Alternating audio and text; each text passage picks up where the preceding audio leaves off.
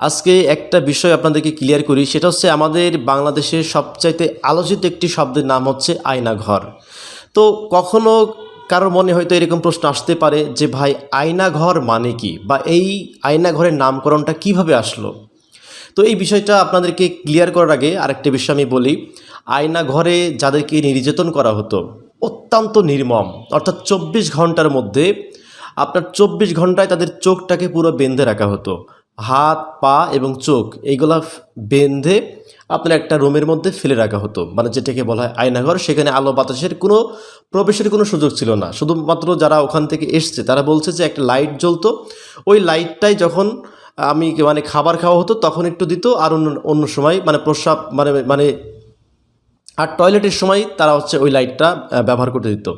তো এখন আরেকটা বিষয় আছে, সেটা তারা কীভাবে আয়নাঘরে নির্মম নির্যাতন চালায়। যারা আয়নাঘর থেকে বেরিয়ে এসেছে তাদের মুখ থেকে যদি আমরা শুনি, মানে কতটা নির্মম নির্দয়, মানে অমানুষ হলে পারে এই ধরনের কাজ করতে পারে, যেটা আইন বহির্ভূত কাজ, মানবতা অপরাধে লঙ্ঘিত একটি কাজ।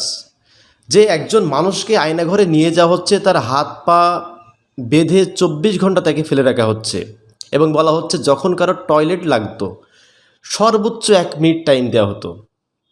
ওই যে একজন আলেমকে ধরা হয়েছিল, তিনি স্ট্রেট ফরওয়ার্ড কিন্তু বলতেছে যে আমাকে যখন আয়নাঘরে রাখা হয় আমাকে 1 মিনিট মানে এক বদনা পানি দিয়ে আমাকে 1 মিনিট টাইম দেওয়া হতো। এই টাইমের মধ্যে হয় তুমি টয়লেট করবা, না হলে পারে তুমি অজু করবা। কতটা কষ্ট এদেরকে দিত চিন্তা করেন।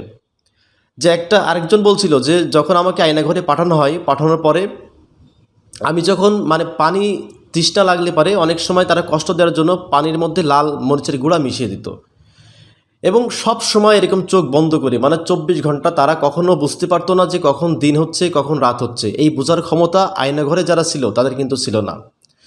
অমানবিক নির্যাতন, এবং যখন তাদের উপর নির্যাতন করা হতো মানে ডিজে গান বাজিয়ে দেওয়া হতো, এবং অনেকেই বলেছে সেখানে নাকি অনেকে হিন্দিতে কথা বলে। তো যাই হোক, এইটা সম্পর্কে যদিও অথেন্টিক প্রমাণ এখনও নাই, তবে আয়নাঘর থেকে যারা আসছে, যাদেরকে ধরা হয়েছে, তারা এর যে করুণ পরিণতির কথা যারা বলেছে, এটা সত্যিই মানে হৃদয় বিদারক। এরকম কাজ কোনো মানুষই কিন্তু করতে পারে না। একটা মানুষকে সারাদিন না খাই, অনেকে বলছে যে খাবার সেখানে দেওয়া হতো ওই খাবার খাওয়ার থেকে না খেয়ে থাকা অনেক ভালো। অনেকে বলছে যে আমি দিনের পর দিন কিন্তু রোজা রেখেছি, যে ওই খাবার খাওয়া যায় না, পচা বাসি গন্ধ খাবার দেওয়া হতো, তারপর চোখ বন্ধ করে, যে চোখ এরকম বন্ধই থাকবে, আপনাকে ওই সামনে যে থালাটা দিবে ওখান থেকে নিয়ে আপনাকে খেতে হবে, আর হাফ মগ পানি দিবে, এই পানি দিয়ে আপনাকে সারতে হবে। এরপর হাফ মগ পানি দিবে, ওই পানি দিয়ে 1 মিনিট টাইম থাকবে, 1 মিনিটের মধ্যে আপনার টয়লেটের কাজটা সারতে হবে। তো এই যে নির্মম নির্যাতনগুলা যেখানে করা হতো, সেই ঘরটার নাম হচ্ছে আয়নাঘর। তো এখন যেই বিষয়টার উপর আমি ভিডিও বানালাম, যে এই আয়নাঘর নামটা কিভাবে এসছে। দেখেন, আপনি যদি কোনো আয়নার সামনে যান, ধরেন আপনার সামনে একটা আয়না দেওয়া হলো, তো আয়নার সামনে যদি আপনি যান তাহলে আপনি নিজেকেই দেখতে পারবেন। নিজেকে ছাড়া আপনি আয়নাঘরে আয়নাতে কিন্তু আর কাউকে দেখতে পারবেন না। তো এই সূত্র থেকেই নামটা এসছে আয়না ঘর, মানে যেখানে শুধু আপনি আপনাকে দেখতে পারবেন, আর কোনো মানুষজন আপনি সেখানে দেখতে পারবেন না। আপনার প্রতিচ্ছবি, যেমন আয়নার সামনে দাঁড়ালে আপনি নিজেকে ছাড়া আর কাউকে দেখতে পারেন না, আয়নাঘরও ঠিক আপনি নিজেকে ছাড়া আর কাউকে দেখতে পারবেন না। এই জন্য এইটার নাম দেওয়া হয়েছে আয়নাঘর।